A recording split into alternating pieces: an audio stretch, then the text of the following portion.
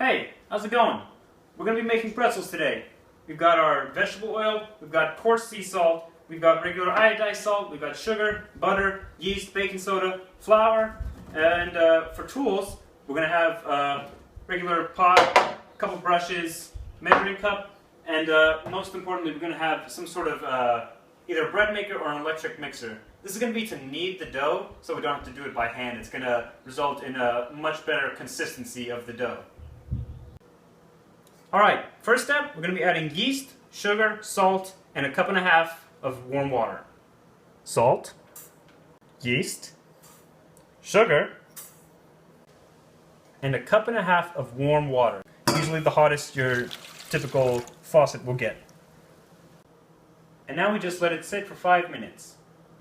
Now while we're waiting, we're going to be melting 2 ounces of butter in the microwave.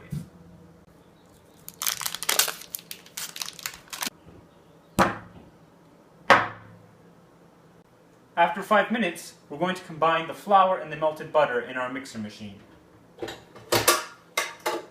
Pretty simple. Put flour in there. Hope it fits. It still fits. Add melted butter. Add yeast. Try not to spill everywhere. We did it. Kind of just brush that in. Good enough. It looks good. We're going to put it in here, close the lid, plug it in. That's an important step.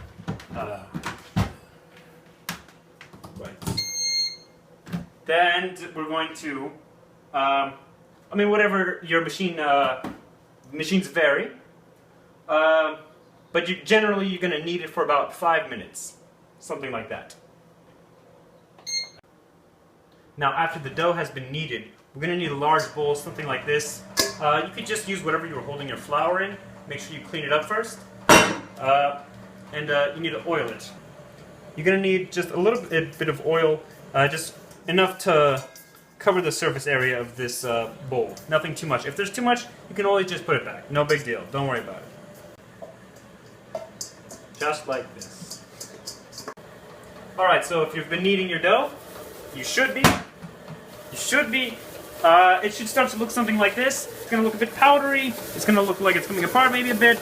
Don't worry about that. That's what the kneading process is. So just let it sit there. Once again, 5 minutes. We should be good.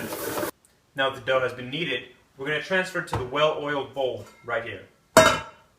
It should feel a bit sticky, a bit slimy, but all in all, it should hold together, be able to do this kind of thing. This part's pretty simple. Just grab your dough, throw it in there. We're going to put some plastic wrap over it right now, and then we're just going to wait an hour.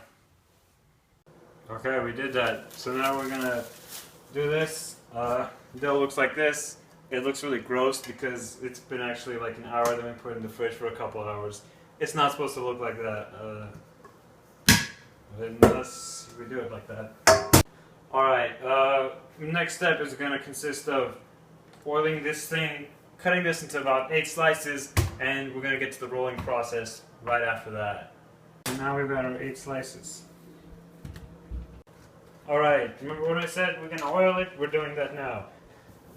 Just spread it all over. Your mom won't get mad, probably. Maybe. Okay, now that our surface is lightly oiled, you're just going to take like your slices, whatever that you got here, kind of start rolling them a bit. If they're cold, it's because they're in the refrigerator, because you're lazy and you decide to procrastinate on them. Like with films, sometimes people do that. Look at it dangle, it's like trying to poop. You gotta do this until it gets about 2 feet long. Anyway, once you get it long enough decently, make it upside down U like that, take your things, pretend like you're tying a shoe or something, but then you stop halfway. And wow, it looks like a pretzel! Like, when can I start talking? Like now? Okay, so next step, we got those done. The next step, we're going to put like 10 cups of water in here, and then we're going to put the 2/3 cups of baking soda in there, and then we're going to boil it. 10. And we add baking soda right there, like that easy. Yeah. Okay, now we're going to prep the oven. We're going to put it to 450 in just a second. And we also got to prep some trays. If you have half-sheet baking pans, probably use those, but I don't. I have pizza pans. So we're going to use pizza pans. And I mean, once again, if you have baking pans, use parchment paper. If you don't, I just use aluminum foil. I can't tell the difference. Maybe like these like microscopic pieces get inside me and I die slowly, but that hasn't happened. And I made like 4 batches of pretzels today, so I think I'm good. Not to mention that we're also going to use some more of that vegetable oil to oil these so that the pretzels have an easier time coming off of them. Remember when I said we were going to use the brush? We're going to use that now. We're going to just, you know, like take it and put on the brush. I had like a little container for this. Give me a sec. The fridge is open. Don't record me doing this because there's food in the sink and I'm also washing things. I mean, that's not a good idea usually. Don't. Now I'm just drying things. You didn't even record this either. That's not going in the movie either. Like I said, we just dip, either put oil in there, dip it, take the brush, you know, just to get like a light coating of oil on it. You don't want too much. We already used so much oil. It's not good for your skin. You get acne and stuff. Ooh. And look, our pot of boiling water and baking soda is boiling. So what you're going to do now, you just take your spatula, put the pretzel there. I need a timer. Wait. I need a timer. Okay, so I set up a timer. There was a weird cut because I needed to do that. I set up a timer because you want to dip these for like 20 to 30 seconds. You're just going to put them in there, submerge them, whatever. Try not to break them apart for like 20 seconds. That's why I'm watching the timer right now. I'm going to give it 20 seconds and we'll be right back. Okay, so it's been about 20 seconds, so we're going to pull this out. You may notice it doesn't look any different. Why? You may be asking, why are we doing that?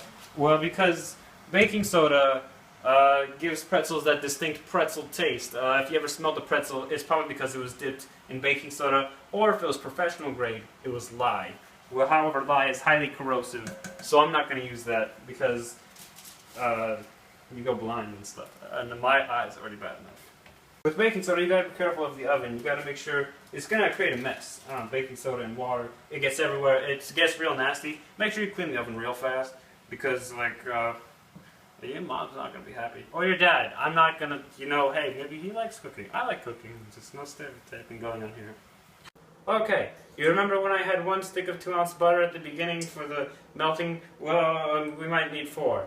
Or, if you like, you can get an egg. I use butter. What we're going to be doing with this, basically, we're just going to melt it like we did before, and we're just going to put on top of the egg, on top of the pretzels, not the egg. But if you want to use an egg, you can use the egg to put on top of the pretzels. I know you're going to need to get a close-up of this. We want to make sure you understand how melting works. You just put it in the microwave, in the little glass cylinder or whatever. Make sure it's microwave safe, and just start the microwave as you normally would. The butter is going to melt. You want to keep an eye on it so that it doesn't like go over the top and you get like a hot buttery mess, because you don't want to clean that. No one wants to clean that. Just like right there. You're going to stop that. I'm going to open it. Have the hot butter.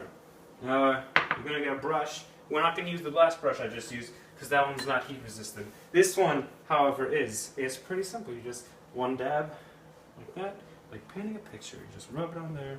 Or you just whoo, and that'll get most of the pretzel, if not all of it.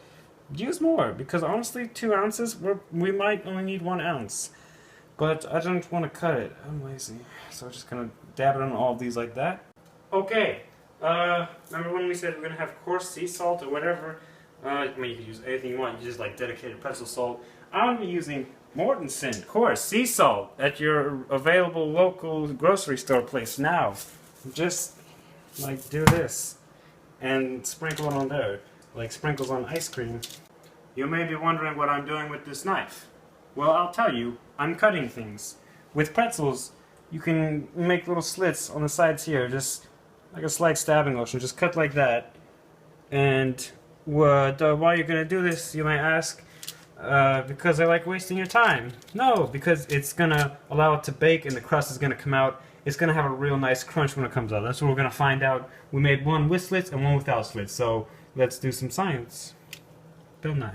Okay, we've placed the butter, or egg, or whatever, and we've placed the coarse sea salt, and the oven has been preheated to 450 degrees Fahrenheit. So we're just going to put those in right now, very easy like. I'm going to do it 1 at a time, because my oven's weird. Yours may be 2. You put 2 in, and it's going to bake unevenly or something. But anyway, while you're baking it, make sure you kind of keep an eye on it. Sometimes they need to be rotated or something like that. Also, they might cook faster than you anticipate, because that's what happened with me. But they didn't burn because, hey, I'm good at this stuff, man. We'll just look at this for a while, and we're gonna cut it for you because you're special. And now the pretzels are done. Wow, look at that. They look amazing, I guess.